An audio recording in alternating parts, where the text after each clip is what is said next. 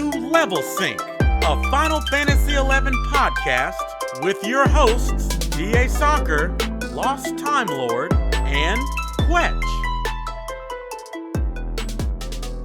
Hello, everybody, and welcome back to Level Sync, a Horizon Final Fantasy XI podcast. I did have an intro for three of us. Let's see. I'll go with first, before we get into the conversation topics today, I'd like to introduce our co-hosts. We have the Sandoria of Final Fantasy XI, DA Soccer 6. Yeah, I knew it was going to be me. Come on now. What's up? Also, at the bottom of the screen, we have Lost Time Lord, the Bastok of Final Fantasy XI. What's going on, Lost Time Lord? Hail Bastok and Sid. And I see we also have the Juno of Final Fantasy XI. Who's the new puppy? This is Lulu. This is Lulu. She doesn't have any Moogles or Tonberries hanging off of her belt, but she's just super cute, and she's only 7 weeks old, and she's just the most adorable little thing in the whole world. And if you can see down here, I don't know if you can, but her brother Pepper, I've gotten 2 new dogs since the last time we did a podcast, so life has been a bit hectic taking care of the animal types. Yeah, for the listeners, they look like corgis. Are they both corgi? Yes, they are both purebred corgis. We got them from a breeder that Gan knows in Colorado. They had to be flown out here to Vegas from Colorado to get them. And they're my babies. And this one's so small, she doesn't get anything yet, but the other one's kind of bigger. He's only 4 months, but he's big. And he's smarter, but he's also dumb. Yeah, I'm going to put her down so she can play. And then, of course, I, Quetch, the Windurst of the podcast of the Final Fantasy XI world, which we'll get into why I've been playing in Windurst shortly. But I feel like... So we've got a lot of discussion topics today. I'm not gonna mince words. There's a lot's happened since the last episode, both in Horizon, both in the Final Fantasy world in general. And but I feel like a lot of you guys maybe can stop me. I feel like a lot of what we've been up to is going to be a little bit mixed into the various topics we have going on today. I agree. It's a little bit of everything. Little seasoning on top of the main course. So it's gonna be a little banter. Like anchovies in the Caesar dressing. So I'll just kind of get the ball. You don't like anchovies, do you? No, I'm good. I like a good Caesar. If you've ever had like a homemade Caesar, I'm sure LTL's done a homemade Caesar absolutely. Before. Yeah, I mean it's only good with anchovies in it, and you would never know. Well, if it's done right, you would never know that there were anchovies. Okay. Well, there's anchovies in a lot of things you don't know, like A1 steak sauce, anchovies. Really? Yeah. I didn't know that. Green Goddess dressing has anchovies in it too. So, anyways, historically, that fermented fish flavor, it penetrated like certain cultures through anchovies into ingredients into foods. It's it's kind of weird what you're finding. Such a Final Fantasy podcast. All right. Well, speaking of not being a Final Fantasy podcast, LTL was just talking about the game Clare Obscure Expedition 33, and I was hesitating to hop in because I am a little over halfway through, and I too feel like it can go toe to toe with some of the best Final Fantasies in terms of like just gameplay. This is what I've been up to. Just gameplay, just like storytelling style. The pacing of the storytelling is incredible, and just been loving it. Absolutely. I mean, the entire time I've been playing it, like from the very beginning of the game, it is an unapologetic gut punch to your emotions. It really doesn't care about your emotions and tells one of the saddest and I guess most complex stories that I've ever played in any game. When I say, that I would put it up against any mainline Final Fantasy game, I mean that. I mean, there are some. Final Fantasy X comes to mind, and of course 7, 6. Those all have really, really good stories, very deep stories. But long gone is the time when Square, I don't want to say stopped focusing on story arcs that were outside of like, oh, we jumped timelines, la la la. Because 16 was a great game and had a really good story. But when we're talking about Clare Obscure, it just, I've played it through. I'm not going to give any spoilers for those that haven't finished it. And I was telling these guys earlier, I 100%ed it on Steam, which is a thing I don't do because I don't typically care about 100%ing trophies. From the music to the stellar voice acting to the incredible story, to the actual turn-based combat that harkens back to like the old RPGs and the way of doing things. You know, if you're good at parrying or dodging, like with their system that they have, like you never have to take damage. Hey, you two. Sorry, guys. And it is just, it's game of the year, game of the decade, game of the century so far. It's so good. I didn't mean to go on a soapbox rant, but I have some very strong and emotional feelings about that game. Love it. Absolutely love it. Bravo. Oh, good, man. I don't think I don't think you got around to playing it. No. I've had a couple of people come in and ask me to go ahead and fire it up and play it, and I'm like, no, I'm okay. I got plenty on my plate. Yeah. I've heard, honestly, I've heard zero negativity about it, zero negative things, and that's usually a great sign because the internet is full of negative Nancy pieces of crap. So for it being as overwhelmingly positive, inside and outside, the Twitch chat being able to try to convince me to play it, great. I'm glad. I said literally, I think the last comment I made to it was, maybe I'll pick it up when I have some downtime in between other games and pick it up on like a Steam sale in a couple of years, because it'll be one of those where it's like, 20%, 30%. Oh, I remember this game, wasn't that? And then be able to pick it up at that point. Kind of like the Batman Arkham series. My son was looking for something to play recently, and I literally, for like $10, bought him Arkham Asylum, Arkham City, and Arkham Knight, and he's just been tearing it up. And it was like $10 on Steam. So those are great games. They are phenomenal. He's having a blast with those, with the story and the problem solving and the fighting and the combat. He went from Arkham Asylum to Arkham Knight, and immediately was like, "Wow, the combat has improved. I can play as Catwoman too, and look at her like pounce around and stuff." So, to be honest, it'll be more than likely something like that. It'll be one of those that crosses my path, and I'll be like, you know what? I got some time. Let's dedicate to it. But again, no negative things. I haven't seen anybody talk shit about that game. Yeah. Everything's been positive, glorious. It's just a fun playthrough to be able to do. And you guys just reiterated that. So thank you for the echo chamber of the internet. If I hadn't played it myself, I would be skeptical as well, but it just continued to impress at every turn. It made me a little sad because you were playing Rebirth, yeah, and then you switched to that, and I was like, son of a bitch. So it gave me a little bit of a negativity because I was looking forward to those Rebirth playthroughs. Since I just beat it when you started it, I was like, I want to see the experience. And that's why I also pointed out spoilers. He never played the original. Come on, LTL. I mean, I know. But, I know. He knows. I know. But it's still, I know it's fun. Because, the other reason I know Aerith is because of the Final Fantasy Magic the Gathering set that released on the 13th of June of this month. And I bring it up because I was playing. Oh, there's your 2-player starter kit. Nice. I got 2 of them. One for my son and I to package. open, and the other one we're just going to keep. Yeah, you wouldn't ever want to open 2 of those. Yeah. Keep one as like a mantelpiece or whatever.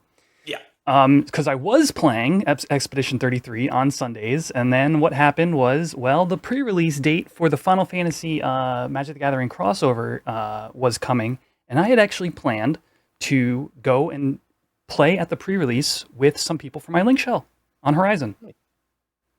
So a bunch of us met up in Baltimore 2 weekends ago now, which was like a 4-hour plus drive for me. We had somebody come from Jersey.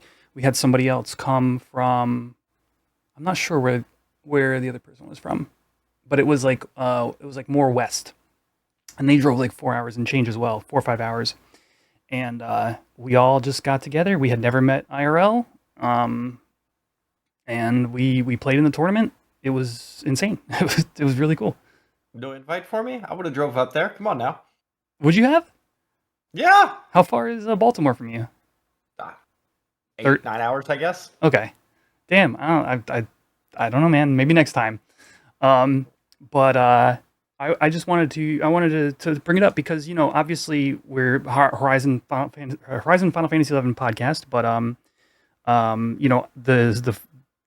the crossover between Magic the Gathering, which I'm a lifelong player of, and Final Fantasy has just been really cool. There's a couple of 11 cards. They did Shantoto. They did the Dynamis Lord. I can can show a couple to the people who are watching on Have you seen screen. the Absolute Virtue playmat?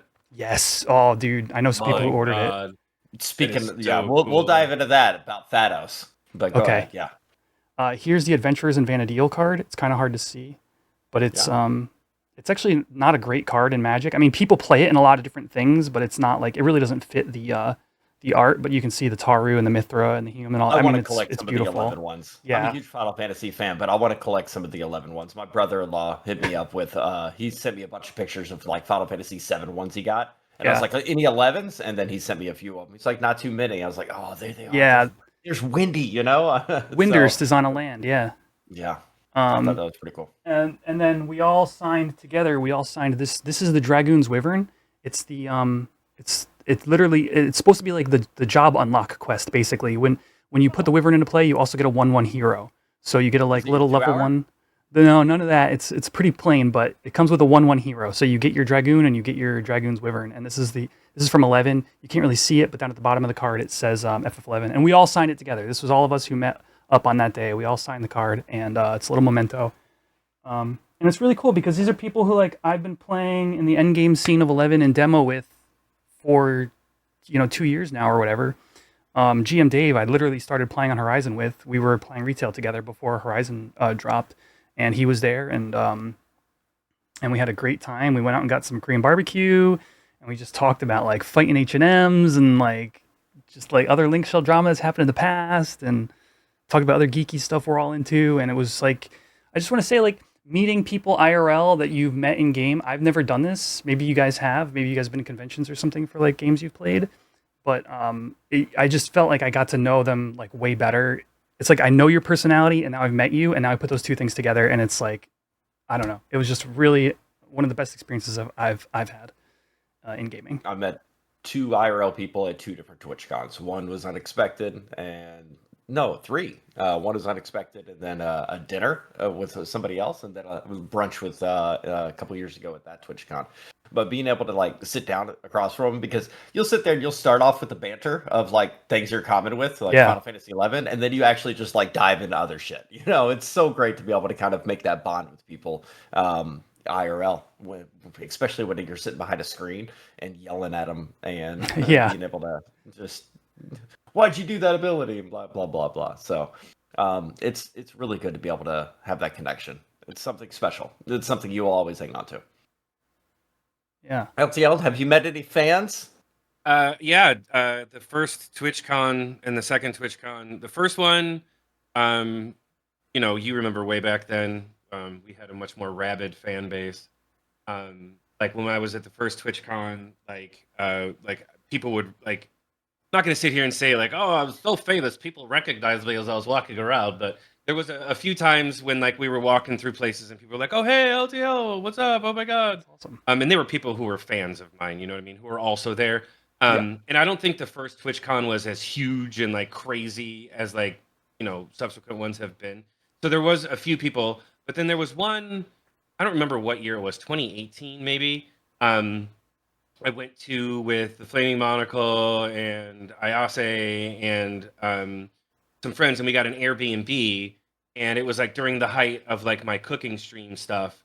And so we had like a party at this Airbnb, which we weren't supposed to have, but we had like 20 people come over, and I had like, instead of going to the convention that day, spent all day like cooking food, like cooking a giant meal for all these people. So like at the end of the day, like 20 or so people who, I mean, I knew all of them through Twitch, obviously not like in real life.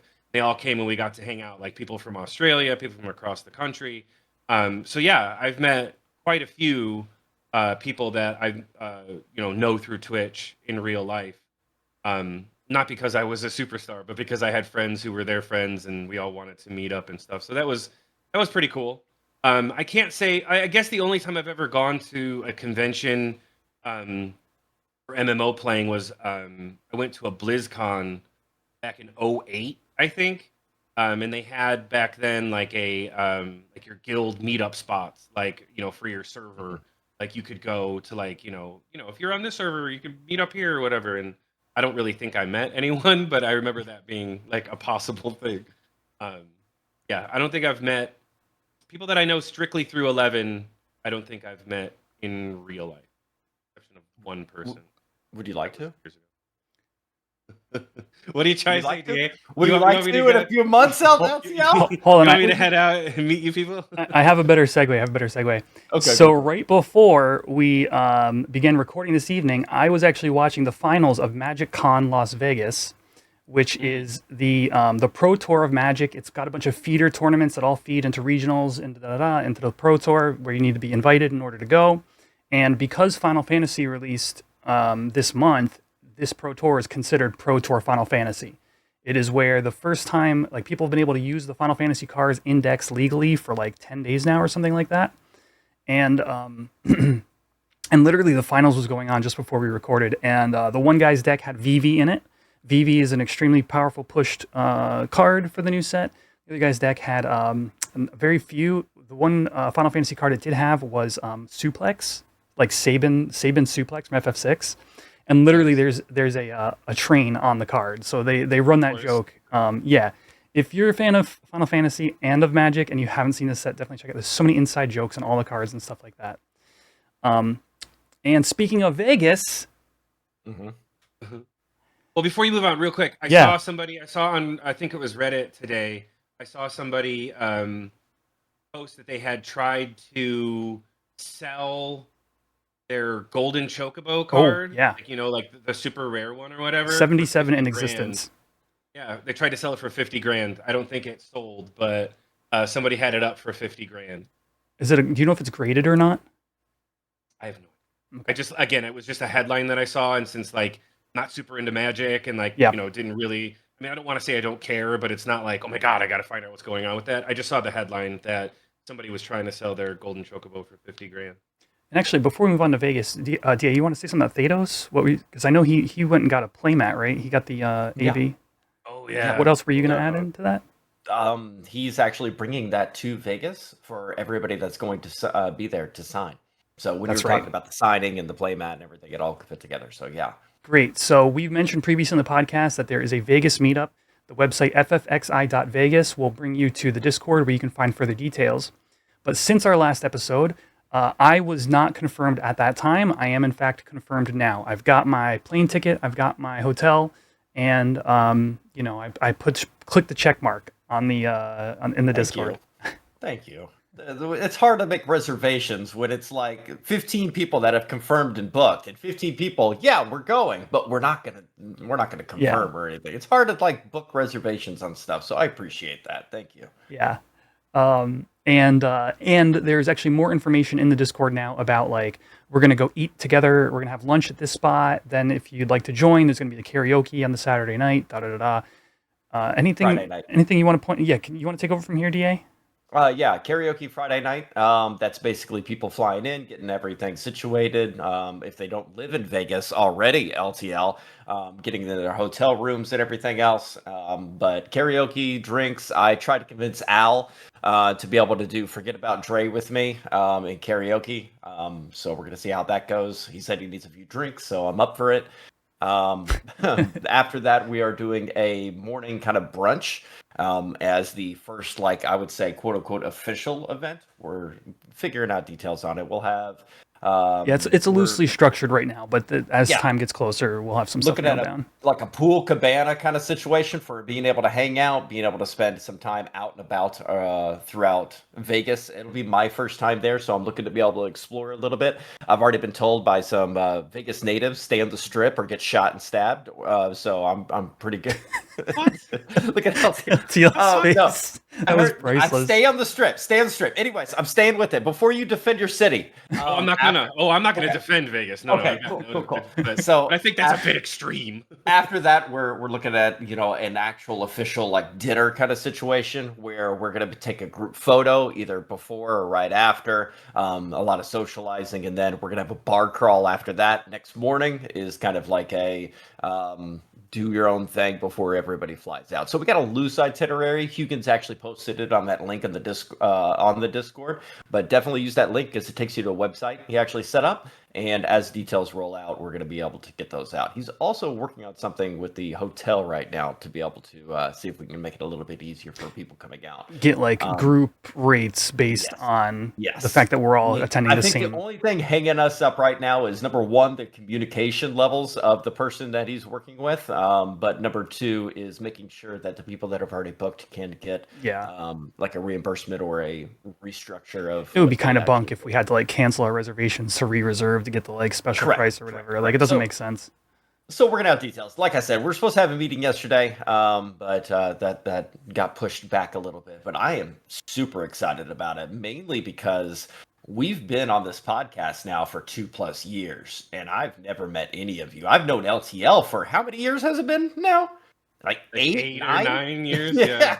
it's been a long fucking time. I'd love to be able to hang out. So those experiences you had up in Baltimore that I wasn't fucking invited to. That's what I'm saying. Wonderful. Vegas would be wonderful to have in Vegas. And I will tell you this: don't come out looking to be able to play Final Fantasy. This is a social gathering of us having fun and talking shit. It's not going to be everybody in one small room with no deodorant. LAN network up there. Talking about fucking updates like, oh, I believe Samurai needs a little bit of a buff before Treasures comes out. We don't need any of that shit. This is going to be drinks, fun, shooting the shit, having a good time.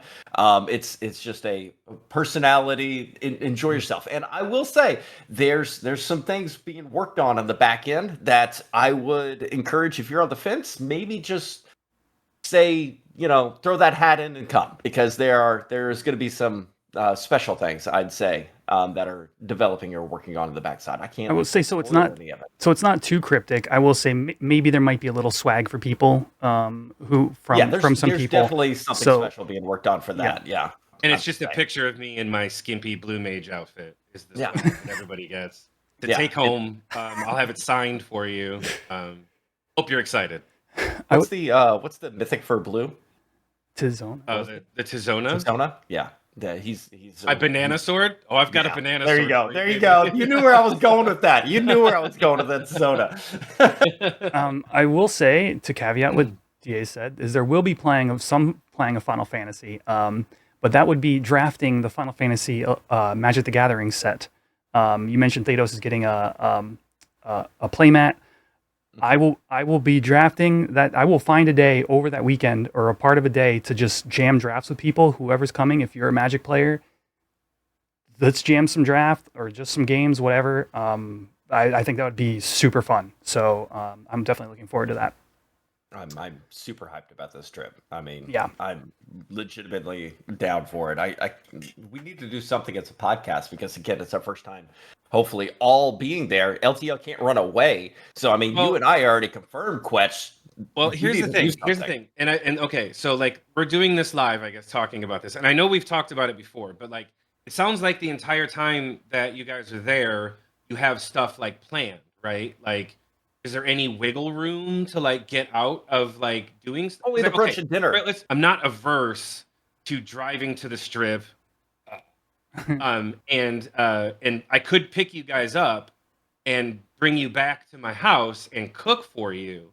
Like that's something sus. Pick you up on the strip. I'm gonna pick you up on the strip and bring you back to my house and sacrifice you to my puppies. No, and bring you back to the house and like make food for you, and like could even turn it into like a podcast cooking stream, like if we wanted to. But I don't want to take away people from like their predetermined plans. It's like a little VIP experience. Exactly. We're the only ones that get to hang out with LTL, and then he vanishes for the rest of the fucking weekend. Right? Yeah, he's gone. Who was that masked man? Look, when I was booking online, they were talking about all sorts of VIP experiences. I'm gonna say I didn't see this one, but also I didn't look through them all. So. Oh, you didn't see the LTL experience? That wasn't like listed at the top? No, the link. You thought the link would have had it. Man, I got to talk to my agent about that shit. It just showed a blue page. That's why I never get any bookings. Well, all that to say, I'm excited, and I hope you guys are too. And I hope to see some of our viewers or viewers/listeners. I hope to see somebody there. Just I hope so. Make sure to say hello, and we'll have a great weekend. if you're on the fence about it, again, take a look at the Discord with the link of the that we're going to post in this channel description, hopefully. Yes. But take a look at the Discord. You could take a look at who's coming. There's definitely a few names that you may recognize that are already confirmed and booked. So if you're thinking about it or on the fence, take a look. You might see somebody like, hey, yeah, I'd love to be able to kick it with them and see him drunk. Let's go. Yeah, Yoshi P will be there for sure. Obviously. The rest of the dev team from the original Final Fantasy will be there. They're super excited about Horizons. So Vegas is blocked, and but it's been a while. We've all been playing. At least two of us have been playing some Horizon. LTL. If there's any Final Fantasy 11 you would like to talk, let me know. Retail. Okay, so you've been playing retail. I mean, I've done some retail stuff, and I know that you know about this because I saw that you made some videos about it. But the the Bonanza weapon, the Bonanza weapons. It had been a while since I had logged in to retail, and then I saw. So I guess a little backstory for those who don't know. So throughout the years, Final Fantasy 11 retail has had the Bonanza, the Mog Bonanza or whatever. And if you were to ever score or is it first place? Was it first place? You have to have perfect 5 numbers. Yeah, it used to be 5. It's now 4. They've changed it in the past like 5 years. They've changed it. They've tweaked it a little bit, but that's where we currently are at. So what they did for their anniversary this year was they made it a very limited time, and that time has now expired. So you can no longer do this. But simply by logging in, you were given a coupon, KUPON. And basically, coupon. What you could do is with this coupon is you would go trade. You can trade it in for one of the Mog Bonanza weapons. I'm not going to go through what all of the Mog Bonanza weapons are, but they were extremely rare because you had to, as I mentioned previously, get like these perfect numbers on the Mog Bonanza. You usually wound up with a piece of candy. But these weapons are insane. And nothing that really replaces a Rima, Relic, Mythic. The other ultimate weapons. Empyrean and Aeonic, right. The other ultimate weapons. Is that like Prima now because of Prime? Because of Prime, Have they changed the acronym? Yeah, I prefer PARMs. PARMs? Okay, I like that too. So anyways, now like what they did was you could log in and get this coupon and you could just choose any one of these Mog Bonanza weapons. And like I said, they don't replace a Rima, but for example, the Bard one called the Miracle Cheer, as they're calling the budget G-Horn, basically, it gave you an extra song effect and made all of your songs last 15 minutes. Which is a lot of people multi-box on retail, so if you have like a Bard alt and you don't have any Rimas or anything on it, this is amazing. Far and away, like one of the best things you can get for your Bard. I think the coolest one that people have been clamoring over is the Ninja one, the Yagyu Darkblade. Yeah, is that what it's called? Yagyu Darkblade. Yep, you got it. Yeah, and the coolest thing about that, from what I understand, and again, I'm no ninja. I've not played Ninja. I don't really know much about it. Is that when you have it equipped and you're in a party, using Yutsusemi gives shadows to everyone in the party -1 shadow. What you would get. So if you're using -2, is it -2? I thought it was -1. I think it's -2, and you get it's like Utsusemi Ichi gives 1 to everybody because it's -2, and then Nia's. I mean, either way, you're spot on with what it does, and that's what makes it really strong, or part of what makes it really strong, I should say. And the stats and everything stay as the offhand, which a lot of offhand weapons don't get to keep. It's -2, yeah. Usually, okay, it is -2. Yeah. But anyways, you can give shadows to your party simply by casting shadows, which you would normally be doing anyways. So there's damage mitigation, at least a little bit right there, which is awesome. There's other weapons that are pretty cool. Some of them are kind of niche, but it was amazing. It was an amazing gift that they gave to the community for being awesome. And also in retail, and I don't want to spend a lot of time talking about retail, but they revamped Limbus. Limbus is now a group activity where you can go in and join other people who are already in there. At your leisure, by the way. which you can, is like, slip in and out. yeah, the last few pieces of content were not. They were very much like you enter when you want to enter, you have 1 hour or whatever the time frame is, get what you can get and then get out, and has been very strict to like people with optimized 6-man parties do the thing and they perform, they get more points than everybody else. And then like, but for the casual player, it was very, I don't want to say toxic, but it wasn't very helpful to the casual player. And Limbus came and is very much, you just do at your own pace. Yeah, and you get the currency from just going in there and killing stuff. And you know, to that end, they added AF and Relic, like what, +4 and 5, or just +4 at the moment. Just +4. Which, you know, after looking at all of the pieces and the stats and the upgrades and stuff, it's kind of they're not great. It's a stepping stone, I guess, because they're talking about +5 already.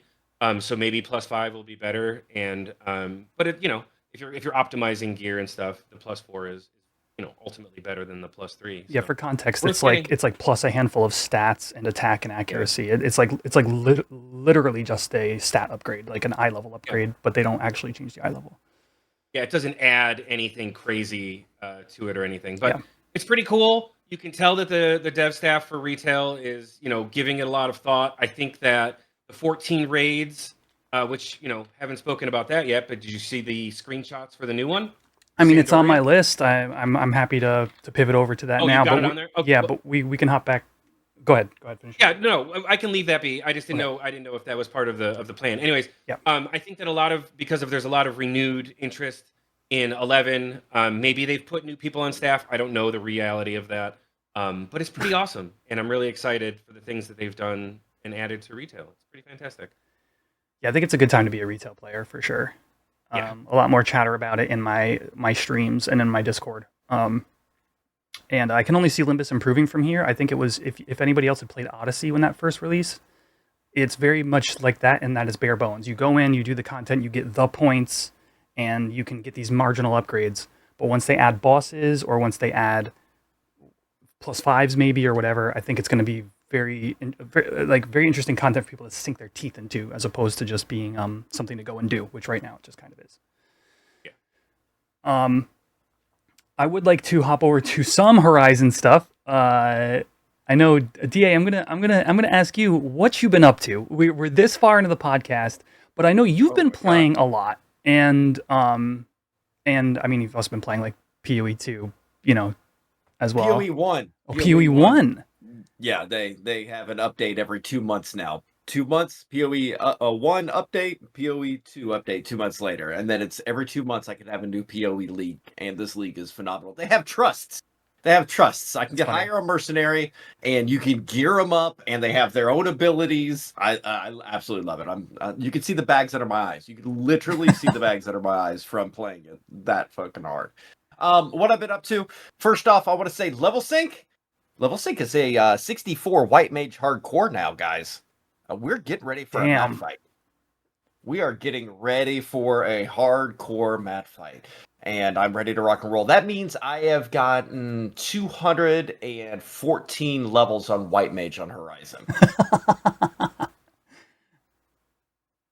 Yeah. It's easy street. Don't let us get too far past level sync before I have something I want to add into that. Okay. That's been your like static group and stuff. You guys are still going strong with that? Kind of static. We do hardcore leveling on, we say Monday, Wednesday, Thursday, but one of those days I just don't show up because I'm asleep or, you know, playing PoE again, bags under the eyes. So we schedule 3 days a week and it's usually 2 days we actually knock it out and get a couple levels into it. But I'm ready to rock and roll. I need to get my testimony still. I've already done everything up to that point. I'm still, 30 bag slots. I haven't done any fame on it whatsoever because when it dies, this is my only shot. I'm not deleting this character to make another and continue hardcore. This is my one shot, one opportunity. Do not miss your chance to blow. There you go. You got it. So I am hoping to be able to progress at least to 75 and then maybe transition over to another job. Go ahead. You were going to say something. Yeah. So I actually one of my viewers, Sithel, had poked me in a DM about something they had made. They thought that our level sync logo was like super crisp. And so what they had went and done is added that to a pivot file for XI view in order to change the level sync icon for anybody that you see on your screen, because it's just a pivot, will have our logo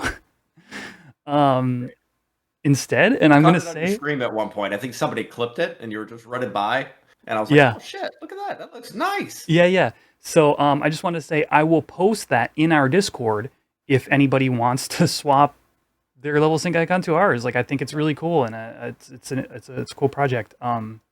It's a cool thing somebody made. So yeah, if you want that, look for it in our Discord, linked down below. If you're on one of the podcast apps or on YouTube, wherever it is, you'll find our Discord. Yeah, anyway, it's there. I am starting my AF questing because I'm still missing 2 pieces from Tab for my -1. Once I'm done with those 2 pieces, I am done with Relic +1 across the board, but I'm starting my AF grind. I'm getting all AF for all jobs so I can get ready to start getting the 1,800 ABCs that I need prior to the treasures jobs to be able to go ahead and +1 all the AF. LTL, you are crazy, dude. Oh my God. Let me do my thing. You know what I'm doing? Content that is on Horizon. At least I'm playing Horizon, okay? Get off my dick. All right? Yeah. Get off my dick. Yeah. So, and then lastly, I want to say I finally got TH4. I had, again, the +1 hands and all that because of all the wonderful stuff, but I never went and did the quest. And fuck those pirates. It took me 8 hours. It took me 8 fucking hours. I got the drop of the club for White Mage Melee before I got my Sand Charm. You know the club on the pirates? Yeah. Isn't that like a 10% drop rate or something? It's 10% drop rate on like a 10% spawn on the pirates. So it's like you got to get pirates, and then 10% of the time you get the HQ, and then 10% of the time you get the drop. I gave that to Spin. Spin was out there to be able to help me, but it took me forever. Knocked that out, and I'm very happily TH4 now. I've been playing a lot of Black Mage lately, and running dynamics with Black Mage, and I literally remember how I think it was probably a year and a half ago. I was like, I leveled Summoner, and then I leveled Black Mage. I never want to see another burn in my life. I am the exact opposite now. I literally will go out there, put my flag up, and just like start watching TV on the side and relaxing, grinding maps in PoE, and just getting experience. I've already fully merited Black Mage, White Mage, Warrior, and almost done with just regular merits across the board. So, I mean, I'm just lazily doing that because, I mean, what else am I going to do? Everything's 75. I don't trust a lot of the community to level my hardcore character. That's why I run it with a static. I almost died yesterday on it, leveling my sub job. I had 70 HP as a Taru out in Ottawa Chasm. I shit my pants. I fake DC'd. I'm calling it right now. After that pull, we sat down to take a rest. I fake DC'd. I went and watched Dante's Inferno on Amazon Prime. I did not want to deal with that party anymore. I fake DC'd out of your party. I'm calling it out right now. Blondie joined that party, and she was like, "Dude, they're gonna continue pulling. They said they didn't like your Black Mage." I said, "I don't care." So I mean, I bailed. But yeah, I don't know if we talked about my close call where I had 4 HP on my White Mage with the bees. I sent you the clip of that, didn't I? Clip. Yeah, I can actually splice that in. I think this clip, just to set the stage a little bit. This clip, you were in your hardcore group. You guys were in like Yotunga. Yeah, we're pulling bees, and we have 4 hardcore people in this party. The tank, the puller, which is a bard, and I think a Dark Knight or Warrior or Beastmaster or something like that. And I'm a White Mage. Our bard goes to pull, no shadows up, not only pulls while we're still fighting one, and you know how bees will do final sting, so you got to pull quickly, or they'll sit there and pollen themselves, and you need to like postpone the pull because they do it 4 times in a row. Yeah. He pulls. Gets a link. We have 3 bees on us. They're beating the crap out of the bard. I was like, all right, well, I mean, here's the cure 3. I hit him with the 3. They turn to me. A paladin invokes another. I'm like, and he's yelling on headset, go, go, go, go, go, go. And I just like, my boys are going to die. I hit benediction.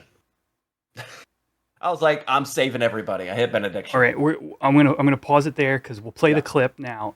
All the drama is here. From DA's, the moment he hits benediction, you can see, because there's more context that you literally can't describe it all because there's so much context what's going on. But I think that's good. We'll run the clip. I missed that. You're fine. I got him. Let me get one tick. Oh boy! Oh no! You got a link. Go.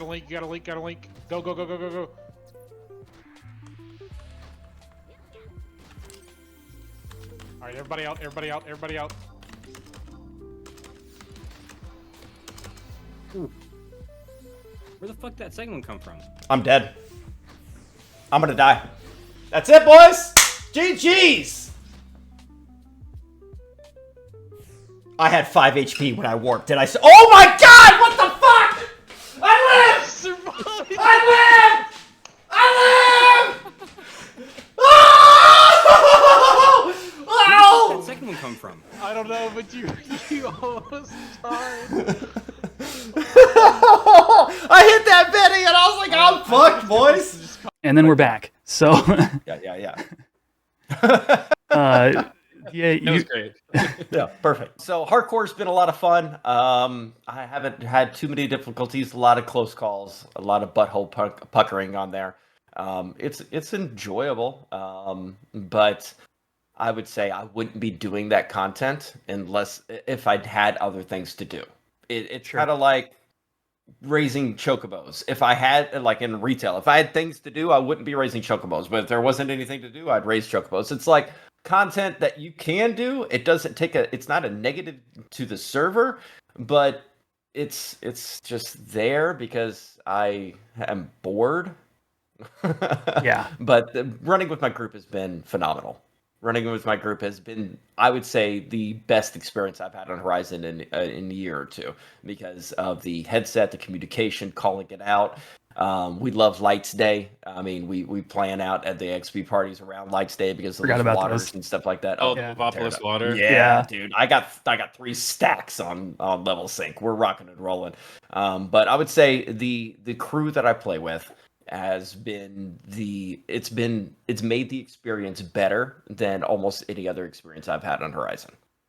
So that's a shout out to the group that I rock and roll with. And we honestly will bring people in, and other people, since we know the schedule, we'll have 1 or 2 people miss and then 2 or 3 people step in, and we just kind of rotate. So it's kind of like a fluid group of 4 or 5 of us. Gotcha. Yeah. It's great. Yeah. You guys. You told us at the beginning of the stream that you had written a love song for those guys. You want to sing it for us here, DA? A love song? Yeah, we're gonna put love that song that you wrote. and that for your clip is in now. Let me get my AI generator up and running. I got a few of them. I got a few songs like that. Nothing from Suno. No, this is from the heart, brother. From the heart. That's Cold and Black. You know it. Zeus. You're my favorite. Oh, Is that right? he's Paladin. He was one of the people that I saved. When I saw that beat turn to him, I was Betty. So I mean, I'm trying to save everybody. I'd rather die on my character than they die on yours because everybody that I play with already has a 75 hardcore. That's what I leveled with them with Clampion.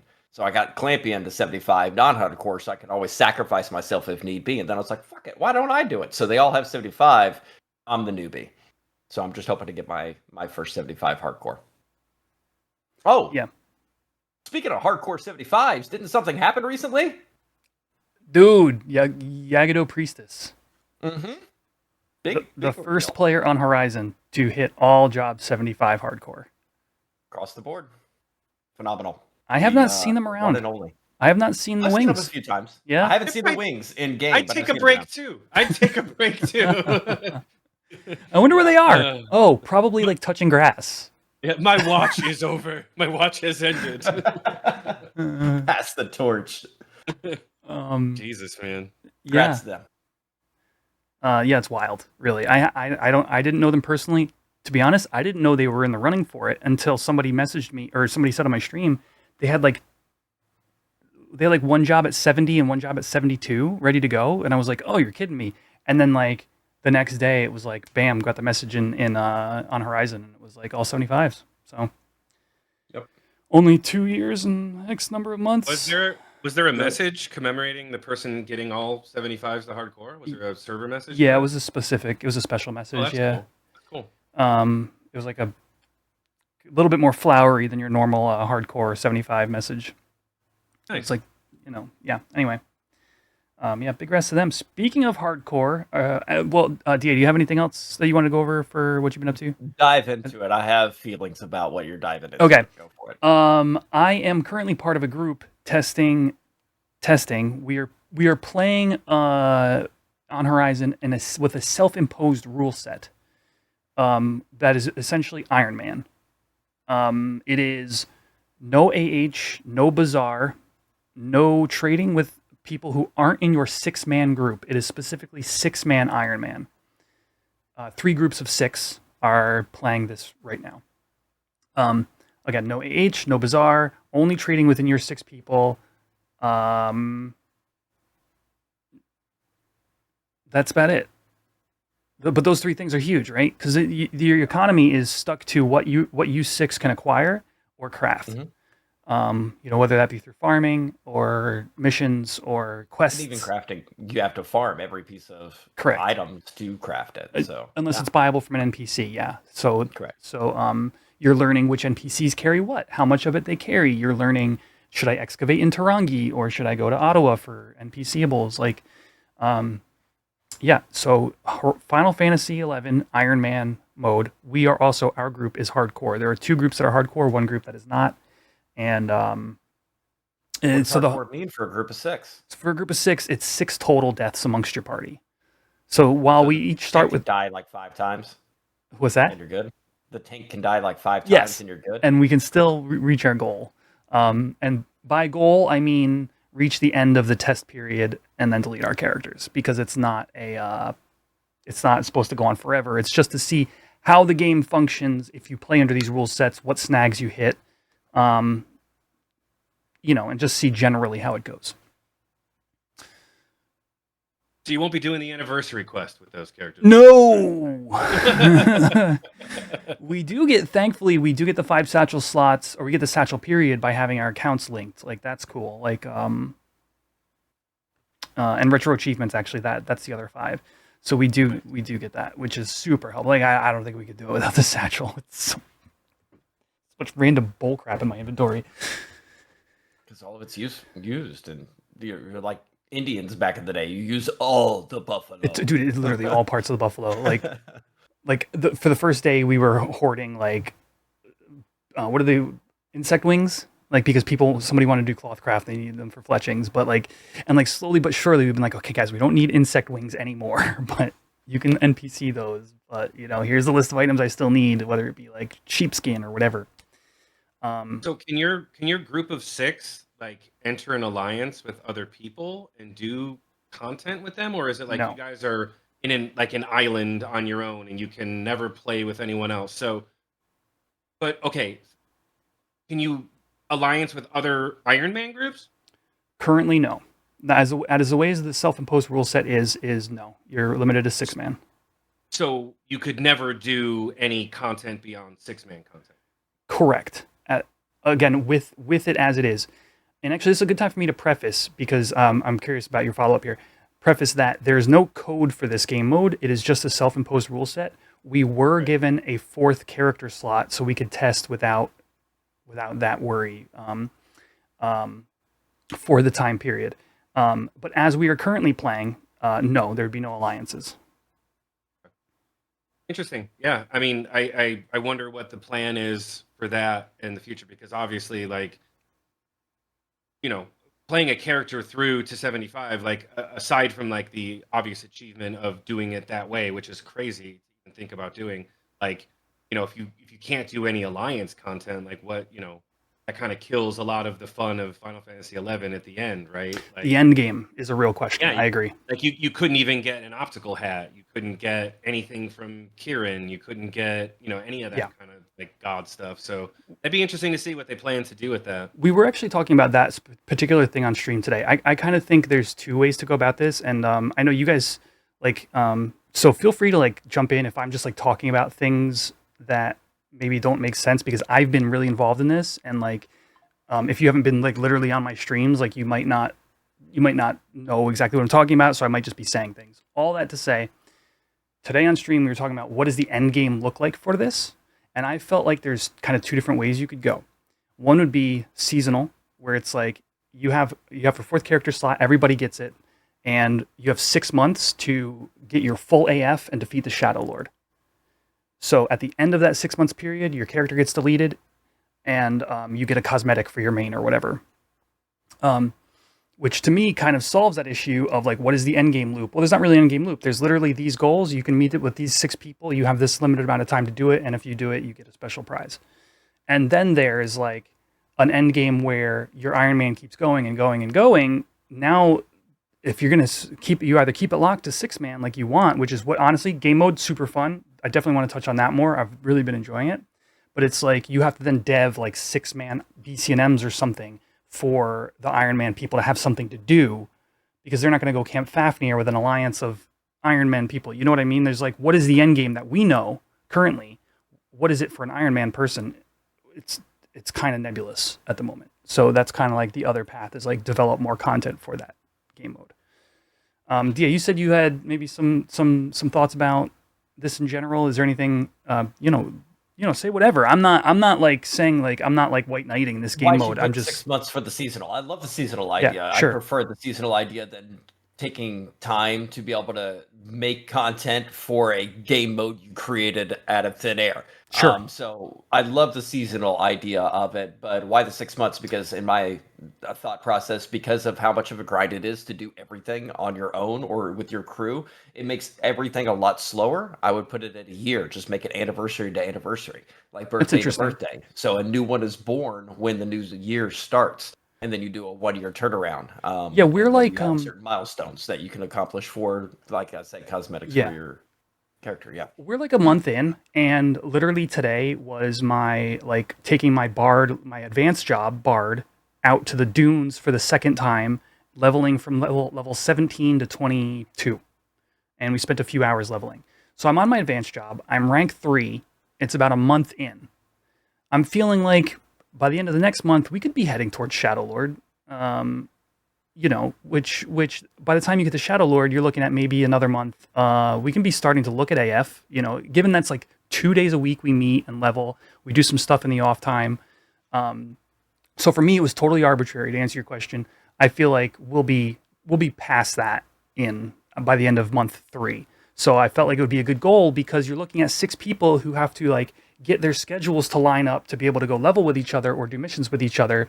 So double the amount of time I think it's going to take a group that's meeting twice a week pretty regularly. That needs to be addressed as well, because if you could sit there and have a 6-man group that is, hey, we are dedicated to leveling on Fridays, and then one guy has IRL and he never shows, and you're a man down forever, and it impedes the progress and experience and fun for everybody else. Basically, it's like when you try to play D&D with live people. You never can gather them on the right day at the right time with all of them being there. Oh yeah, that's right. You missed this past week. I got it. You guys had a good time though, I heard. Yeah, it was. But I think that is a major void. I don't want to get sidetracked. I think that is something that needs to be addressed. But when I say needs to be addressed, my viewpoint on it is that I love that it's a new content. I talked about it earlier, where like chocobo breeding, and like Pokemon Pankertan or whatever the fuck it's called. Those monster things, rearing. Yeah, monster rearing. Those things are in retail. They are fun little side things. If you want to do them, you can. They don't take away from the main game. And I believe that's what this is. And I think the biggest like chirping that was out there was they're taking away dev time from doing treasures, which is not true. They also said this is a test to be able to make sure that they are just figuring out bugs, works, fixes, adjustments, etc. It's something they would not come out with till after treasures. But I will tell you this. If they come out with this after treasures, I don't give a fuck. Right. That's what I said to somebody today. I'm like, if Tau released tomorrow, I probably wouldn't be playing this. Like that's why my time would be entirely Tau. Yeah. Yeah, it's something that you can do on the side. Yeah. It's a can. So I love the idea of something that's bonus to the server, that doesn't take away from the server, that doesn't take away from the enjoyment, and you can do it on your own. But again, right now I think there's a lot of hardcore players that are playing hardcore because there's no treasures or content to do. We have a high hardcore count. So if treasures comes out, the hardcore count I think will drop a little bit. But I believe the Ironman is the hardcore of the hardcore. So if you're looking at like 10% of the population that plays hardcore, I think you're going to have like 5% of the people that are interested in Ironman. great. If it's a passion project for you to come out with it in treasures, have it come out. Do not think it's going to be something that is majorly discussed, enjoyed, or celebrated. That is something that the small percentage of people will enjoy. But it's there. It's not taking away from the main content of the server, the game, or the community. If it was me, and that's just me, I would want to come out with something that the community can enjoy, not 5% of the community to enjoy. Absolutely. I love it's a passion project, but well, let's not forget that when TOAU drops, it's just going to be a small portion of TOAU. It's not going to be like everything. So I feel like the hardcore people, and I don't mean hardcore as in like hardcore in the game. I mean the hardcore, like, you know, the sweaty people. Yeah. You know, they're going to be through that most of that content pretty quickly. Like, there's not like they're not going to be releasing H&Ms right away. From what my understanding is, like, you're not going to get Chimera, and there's no grind content. Right, you're not going to get that. Salvage in a jar. There's no grind. Yeah, there'll be some assaults, but very few assaults. Like the first 30 or something, the first 10. I forget what number they first said. 10, 2 of each. Right. So, like, while it'll be awesome to have it, and I'm not trying to downplay the gravity of releasing TOAU, because that's going to be a huge day that's celebrated on the Horizon server as a whole. You know, after about a month and a half, 2 months, like, pretty much everyone's going to be through all of that. And I mean, I don't know what their timeline is. I don't think they even know what their timeline is for like when the next set of stuff is going to release. You know, you're going to be through that new TOAU stuff. You're going to have different zones to do stuff in, but I think we're going to fall back into the same, like, you know, not a lot of new stuff to do. Of course, there will be people who are like, oh, I'm going to level Blue Mage and I'm going to level, you know. The biggest thing with this one is the leveling. Yeah. Right. And then in Corsair, and obviously, you know, who's not going to do that? Like, if they Dynamic gear, artifact gear. Yeah, you've got to go through do your AF. You got to do Dynamic. That's the biggest part of this one. Absolutely. But I mean, you know, for those people who play pretty religiously and are like kind of sweaty about it, like, how long are we honestly talking? Like, how long does that take? You know, like a month and a half, 2 months, maybe 3. I would say 3, because if you got priority drop, say on Blue Mage, and there's 6 pieces, that's 3 weeks. If you got the drop and you got the win on every piece of gear for Blue Mage, that's 3 weeks. So I'd say that would probably take about 3 months to be able to get your just your relic done. I mean, add in the sweaties are also the people doing Dynamis on their alts for extra money and stuff like that too. You know what I mean? So there's definitely some texture there that then TOE is going to have to also fit into. I mean, but to your the point, Dynamis doesn't help with the relic. Right, but to your point, you don't need every piece of relic, and like relic hunting every piece of relic isn't going to improve like your quality of life that much. Like, there are some pieces that are necessary for every class, obviously. Right. Like so if there's like 2 main Blue Mage pieces that you want from Dynamis, agreed. But then you're also competing against the entire alliance who has already gotten every piece they give a shit about, and now there's 3 jobs that when one drops, you have a third of your alliance. Even if it was broken evenly, you have 6 people lotting on that specific item. So it's going to be a cat fight. A lot of tags going for, say, the Blue Mage relic body or whatever it happens to be. So I would say 3 months to be fully done with the content that you're rocking and rolling, because the missions, the assaults, the job you want to level. Right. Kind of like if you were just to encapsulate it. Correct, because there's no Nazul salvage on a jar, anything like that. There's no grind, because the assaults you don't grind. You can get assault points and stuff like that. You can do them. I mean, there's no other reason to spend your assault tags. Right? If people are going to like spam, like people could spam assaults to get the points that they need to buy the Worm Seeker of Aru Hot item for your mythic. Yeah, no, because you buy the book. You buy the book from the dude with your assault points. Or if they era plus the assault rewards. There is no other content to use your assault points on, so it's going to be easy to spend that content. Sure. Correct. Yeah. To the point I think you were trying to make there, LTL, was something like this Ironman mode being an optional kind of thing. Is like for those sweaties who move on with TOE pretty fast. would actually potentially have something to be doing in the interim And then go between back updates. to it. Exactly. Yeah. Yeah. And then it's something that like they add that and they can go back to it after they've completed the content for TOAU, which what the point was that it won't take super long to get through a lot of that content to get back into Ironman. So it's good that they're working on it because it gives people something else to do. You know, and then that dude, the Yugudo Priestess or whatever, is gonna have to go back and get 3 more. You have to do it on Blue Mage, Corsair, and Puppet Master. Puppet Master, I imagine, would be the easiest of the 3, just like Beastmaster was. Like a pet job. Throw in your pet. If things get hairy, you dish out. Yeah, and just don't use self-destruct on your Blue Mage, or you're done. You're done. I would like to also help put some of the fears that dev time is being taken away from like the rebase and stuff for this game mode. I am in my Ironman group is one dev, as well as Eric is also in my group.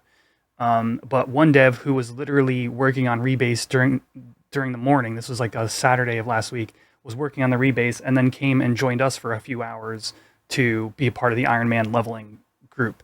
Literally was saying, oh yeah, I was working on this, and that.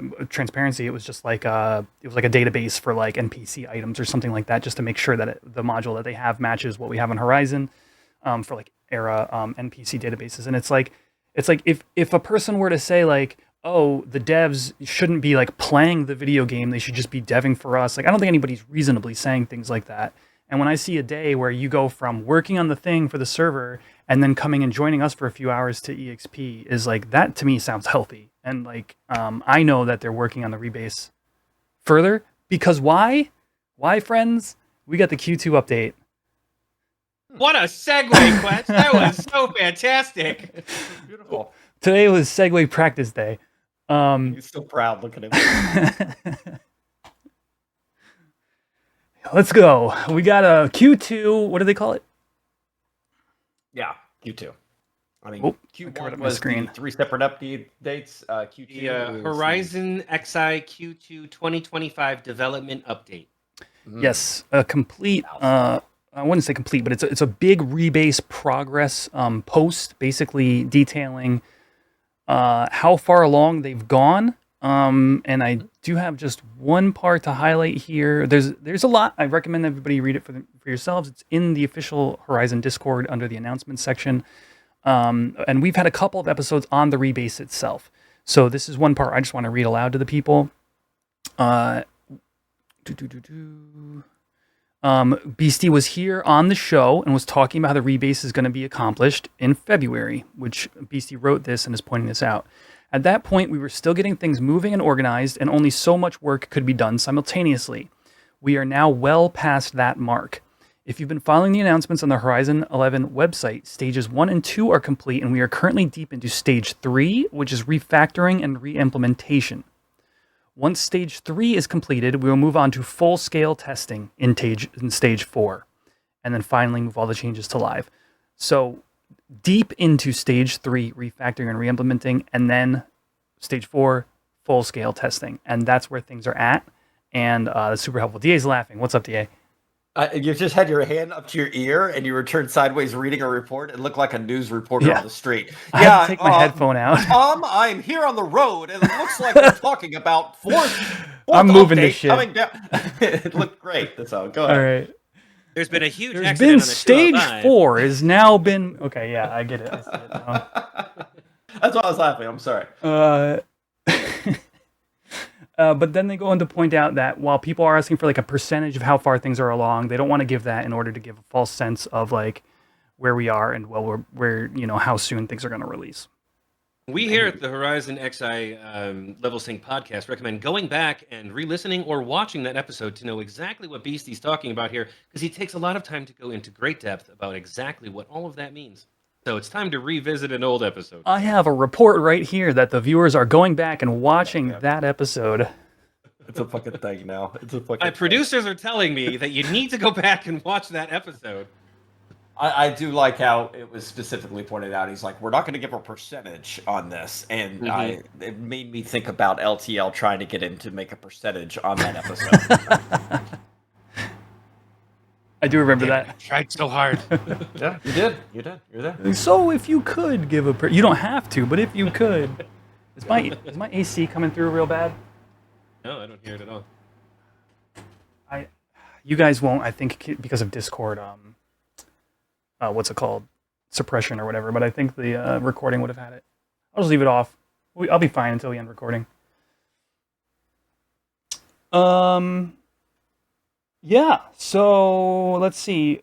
They do point out also that on top of the core progress, both the Dynamis and currently available H&M system are nearly complete. So those would be two of the bigger things that are on Horizon that are fully like Horizon centric. Thank you. Horizon fingerprinted. It's like part of our identity as a server is the way that they made Dynamis, and H&Ms are just ours. So that's good to hear. They're also talking about some of the things that are like quests that have been done, like the Nana's Charm. But then we actually got something. Did anybody have anything from that rebase and update post that they wanted to point out specifically? No, everything I wanted to say was said in that previous episode, Fetch, and if you'd like to go back and check it out, I highly recommend. Link down below. Link in the interview with Beastie.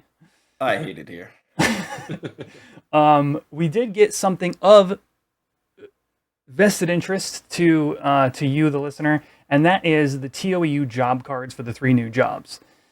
So again, read it for yourself, check out all the cool update stuff, but as far as like flashy new interesting things are concerned, let's hop into the Blue Mage job preview card. Lost Time Lord, take it away. Hi, I'm the Lost Time Lord. Welcome to the Level Sync podcast. No, so the job preview Blue Mage, what they've written about it is the following. Blue Mage is a flexible job that uses the techniques of monsters to deliver a wide variety of damage and support capabilities to fit the situation. A true jack of all trades.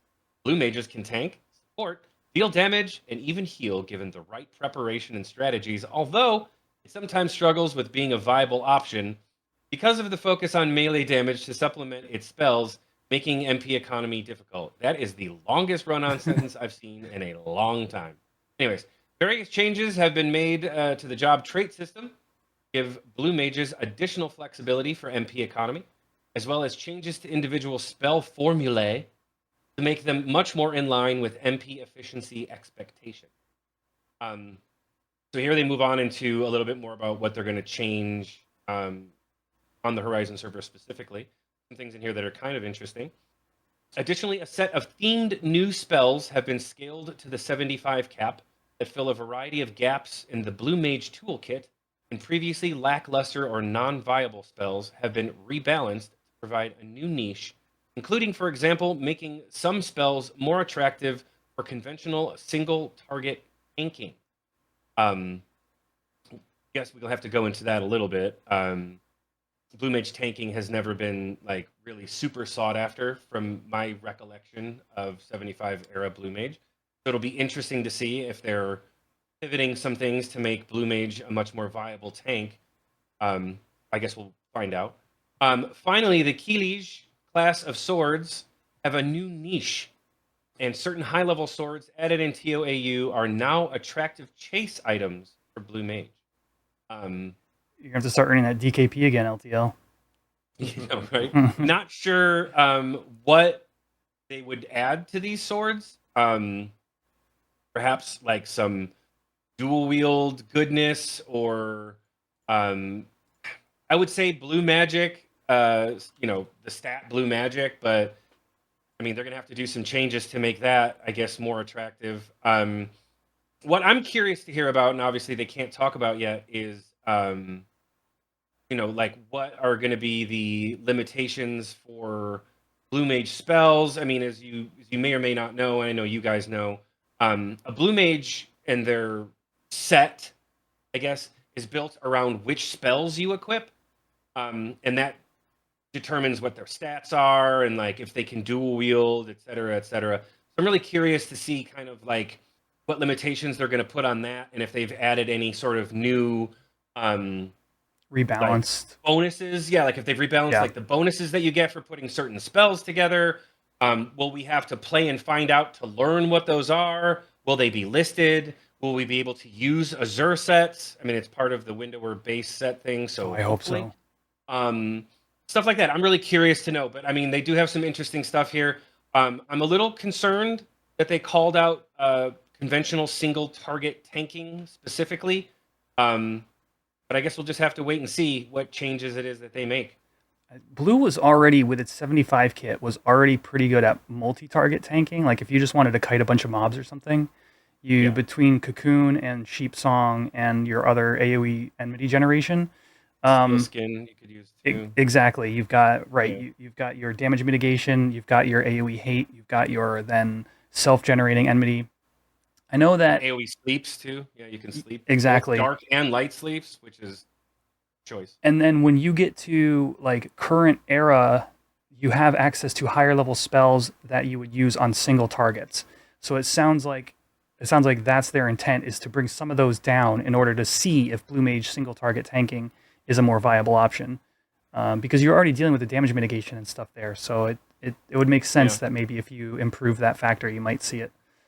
Well, it's going to be tough for a lot of people, myself included. I'm not excluding myself from this. Like right now in retail, Blue Mage is a cleave monster. Like that's basically what Blue Mage does. There's some other niche roles like in Odyssey and stuff where or Sortie where you would use Blue Mage for other things, but by and large, TP Drain Blue Mage- specifically is the other big one currently. Yeah. Oh yeah, MP Drain Kiss or whatever, or TP the Drain Kiss? one. Yeah. Yeah. TP Drain, Denial yeah, is their other niche right now. Exactly. So the big thing for Blue Mage right now is just the cleave monster. Like a lot of the spells that you learn from the monsters in like Escher Ruan, for example, like Subduction. Yeah. And I forgot The the Adeline names of era the other elemental ones. spells, Entomb. Yeah, Entomb, right? Yeah, Entomb, and then the darkness one and the ice one. Ice Flow. I forget what their names are, but you learn them from like the sharks in Escher Ruan and like basically all of the sea monsters that they moved into Escher Ruan. You learn a lot of those from. So it's going to be tough. The point is that it was going to be tough for me and a lot of other people to like who played retail to see Blue Mage like in a different light, because like it sounds like what they're doing is they're retooling its kit, which is going to be interesting. I hate to say this out loud, but 75 era Blue Mage was a bit lackluster. It was primarily known for sneak attack cannonball. I mean, that was its, that was its big thing. I'm proud of you. Fuck off. I mean, that was its big thing. Was like, you know, especially when you're fighting worms, like you would have sneak attack or trick attack. Sorry, cannonball, because you would never want to sneak attack a worm like an idiot. Flip that baby right around. Yeah, flip that bitch. But anyways, so like it'll be interesting to see what they do. And like kind of what spells they bring into the 75 era toolkit from like 99 era. So I'm excited / nervous. But everything that I've read here from a Blue Mage lifer, it doesn't turn me off, and it doesn't frighten me. It doesn't make me worried that they're in any way going to annihilate the core of what makes me love Blue Mage. So I'm excited. We'll see. Yeah, I've been following the thread. I know we mentioned it one time on the podcast at least, that Jameis has been like interacting with the community, asking for like, for example, he needed a list of some spells from some certain zones that only exist in retail, and he needed like the mobs that produce them. And the community, like somebody in the community went and like created like a spreadsheet for him so he could then research. He's been doing massive research on the crit rate of like all these 75 era spells and their exact attack value bonuses. So the dude's been putting in a ton of work, and I do want to say the only thing, because he doesn't spoil too much, but I do want to say one of the things that's been mentioned here is MP efficiency expectations. I know he specifically talked about giving the trait Conserve MP to Blue Mage a little more readily. And that may even be one of the things that's getting added to the Killage class swords. And Conserve MP being the trait that specifically, when you cast the spell, just like says, nope, this spell is cheaper. And that's like a percentage-based proc rate. So for Blue, who's expected to kind of like be casting spells all the time as part of their core identity, the ability to have some percentage of those spells be cheaper adds to that MP economy. And that's the only thing I think I have a little bit of insight into in what was written here. Well, a lot of the big thing for Blue Mage is, you know, and again, I guess pulling a lot from like current retail, is that they're basically a dual wield monster. Like you're dual wielding, and you're trying to get like as much dual wield as you can to Get hit those the cap. stat stick swords in your hands. Yeah, and like so basically you're just like a TP monster, and you cast spells occasionally. But I think that they're trying to preserve the actual original intention of the Blue Mage, which is sure that can be part of your kit, but you're going to need to be casting a lot more spells in order to Yep. keep up with these other classes who don't have that in their tool set. So it's going to be interesting to see what they do. And to your point, like mentioning the conserve MP, it'll be interesting to see like how that plays and kind of like what people on Horizon come up with for like the new, I guess, like Horizon meta for what a blue mage is capable of in 75 era. It's exciting and nerve-wracking, and I mean, let's go, bring it out already, Jesus. Yeah. It looks like it'll be a lot of fun. And also it looks like a bit of fun. We have Corsair. Corsair is a powerful support job that provides strong benefits to its party while having opportunities to deal significant damage in the right circumstances. Core was considered a key building block for party comps in the 75 cap era due to its ability to provide unique enhancements not available anywhere else, such as like crit rate and like percentage-based attack buffs. The Corsair's role, come on, the XP, the extra XP, that's what people Literally the extra XP, Yeah. they were in every party because of it. Of course. That being said, Era Core did release with some issues that Horizon XI seeks to address. Adjustments have been made to replace certain Era Phantom roles with future versions to enhance the utility provided by Core at the 75 cap era. I have not put any thought into what roles they might pull down, but that's pretty interesting. Or not pull down, what roles that they might make the current versions of rather than what they were in Era. Because there's some weird ones. Original Era had a lot of weird roles. Further, additional adjustments have been made to increase the engagement of Core's playstyle by implementing a skill-based application for quick draw that is outside normal 75 cap era usage and gives hexagons a meaningful place in the meta. Overall, Core's 75 cap era gameplay loop has largely been preserved, while its engagement and utility have been further enhanced. When I read skill-based application for something in Final Fantasy XI, there is very little. The big one is sneak attack and trick attack, skill-based, because you need to land your positionals on the mob and hit your mark, essentially. So I'm interested to see what this is. The idea of, maybe you've got to land a positional with your quick draw in order to boost the damage, maybe. Or if you need to a quick land... time event. Be a quick time, you have to spam X. It's funny because it could be, like, I don't know. Could it be just distance? It could be distance. It could be, to your point. I don't feel like they would say that distance is skill based. I mean, positional, I can see skill based to Quetch's point because that makes sense. But distance, I mean, would they consider like being an effective ranger skill based because you know how to stand 11 yalms away? I don't know. I've seen a lot of shitty rangers. To DA's point, there is, what's the ability in current retail? It's called hover shot on ranger. You take a shot, you move one yalm, you take another shot, you build a stack of hover shot. You move one yalm, you shoot, you build a stack of hover shot up to 20 stacks. If you ever shoot from the same position twice, you lose all your damage buff. Oh, okay. That makes sense of why it says for the normal 75 cap era usage. It makes me feel like they're bringing something from later on down the road to now. Maybe. So imagine this is Corsair's playstyle. Normally, you wouldn't want your Corsair shooting in an EXP party. They literally would wear a staff or whatever, and they would roll their EXP roll, and they would heal on sub-white mage. Correct me if I'm wrong. Isn't that what original 75 cap? Isn't that what was going on? Corsairs were just like bards with... They were just there for like being bards, yeah. Yeah. Okay. AFK rolling. So imagine this scenario. Maybe I'm just spitballing here. You fire a shot. You have to move X number of yalms. You fire another shot with your bullets, with your regular gun. You hit 5 times in that way, and you gain a buff that makes your next quick draw do like 5x damage or something. So you do like, a weapon skill worth of damage on your quick draw alone after building stacks. Something like that. Maybe we're thinking too much about it because technically, like with Corsair, in order to get your best roll, you have to like hit a certain number. You have a bust number. You have like the weak number, the strong number, and then the perfect 11. So maybe they're just talking about like that, where it's like they're changing something about that. Maybe like quick draw like adds 1 to a roll or subtracts 1 from a roll, something like that. Yeah, like with Snake Eyes, like like something like that. Like I don't know. Like I mean, it's obviously none of us know, but I'm thinking that like it could be just that we're overthinking it. It could be some change to the roles themselves and like what you have to do to get to the perfect roll number. Everybody wants 11. Yeah. And You want gives 11 hexagons a meaningful place in the meta. So that's why I don't think it's to the rolls. That's the only reason why. It's a cool thought. Keelage swords, better place in the meta. Hexagons, better place in the meta. Those things were definitely overcrept by just the more powerful sword or the more powerful gun at the time.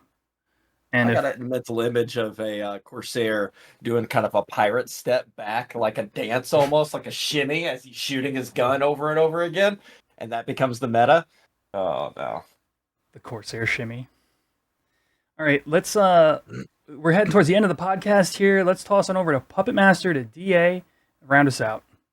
Puppet Master is a martial specialist with a customizable animatronic companion that can be manipulated to fill a variety of party roles. With their automation at their side, as a melee, tank, healer, ranger, black mage, or all-rounder, the Master itself stays in the thick of the fight as a blunt weapon specialist.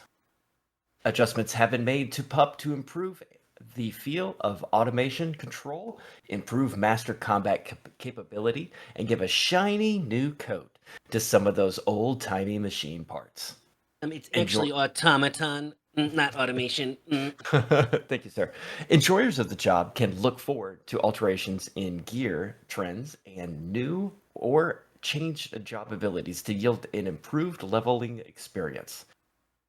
Automation, AI, automaton, You got it. AI We got there, boys. has been improved in a myriad of ways that will help bring improved choice to the different frame and head combinations. The changes made to PUP should bring great stability to the job's already solid kit. So I read that as we've made it less powerful because Pup can solo anything in the game. a good PUP. The problem was never the job. It's the problem. The problem was the community, the people playing it. I've said it before. Out of 100 Puppet Masters, 10 knew what the fuck they were doing, and 3 were gods. Yeah, I mean, a party of 6 Puppet Masters is effectively 12 people in a party. I can't wait. Beastmaster, you said, right? Beastmaster is the same way, right? No. You have far much more customization on your automaton than you do on your beast pet. Depending on what gear you put on them, like, because you set them up to like do different jobs based on that, and like you actually use like their abilities as part of like your abilities. Correct. So they're much. I mean, you know, I've never really been super into Beastmaster, so maybe there's some Beastmasters in the comments who want to say this guy's talking out of his ass. But I'm telling you, like, I played Puppet Master a bit on that other private server I was playing on, and it was the first time I'd ever played Puppet Master, and holy crap, Puppet Master is broken. It's insane if you're good at it. The customizability of Beastmaster's pets do give you a little bit of variety, but not as much of a direct influence of what you want to do. It's just you have to have that correct pet, and if you don't, you're a 10-minute window on there. But Puppet Master, my question is, what do you think is going to be more than likely the tank for this, for say the Dunes, Quiffum? Because everybody who's already played and has been playing for 3 years has level tanks. There are no tanks coming out with this. They've mentioned it a couple times about the versatility with the Blue Mage being single target, with Puppet Master. Who do you think will be the better tank in the leveling experience? Because there will not be tanks available for XPing. There won't, like, even if they make Blue Mage like a viable single target tank, that won't be in Dunes level. You won't have enough Blue Magic points, and you won't have the gear to sustain, unless they change it. I mean, I'd love to see that they do, but I don't see them at that level being Cocoon's able like to level be a 12, tank. isn't it? I don't think that they could do it at that level. Cocoon, I think Cocoon, like, if you have just 2 people, like one Blue Mage with Cocoon and like one Warrior with Defender, I think you'd be able to tank just fine. I think every party is going to be one of these 3 jobs because there's not many people. I mean, there's still people leveling, but they're doing it because they don't have access to these. I think a lot of the parties are going to be like 2 blue, a core, and 3 fucking pups. That's what my guess is going to be. And it's just going to be 5 Puppet Masters and a Corsair, and that party is rolling through all content. Yeah, I can't wait. I mean, you could say the same with 5 Beastmasters and a Bard right now. I don't think it's the same. I'm not saying it's comparable, not the same. To what we're currently experiencing.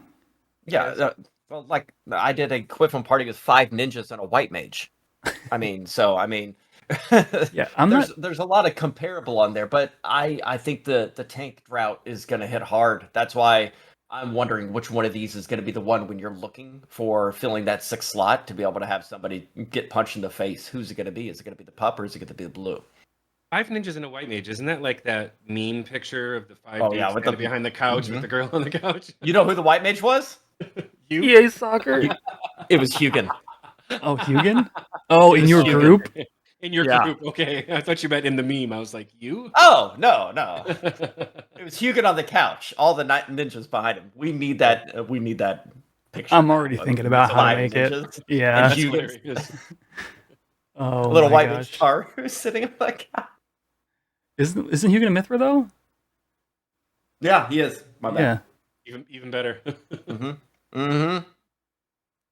Anyway, that's all the topics we had for today. Very full episode, a lot going on in the world of Final Fantasy in general. Horizon's still been a great place to play. And at least now we have some Tau news. So, yeah. Yeah, Horizon's been still a great place to play. You know, for those that are still playing it. Give me something to do. Hey, Ironman, did you not get invited? Everybody apparently got invited. Those people do not even recognize that I exist. Dude, I didn't get invited either. They didn't even talk to me. I had somebody come by and be like, was "You a loading up thread. Iron Man?" And I was like, "What? No." It was a thread where they asked who wants to be a part of this. The whole Discord was In pinged. that thread, they said, if you've ever had any negative statements, don't fucking talk to us. And so I didn't talk to.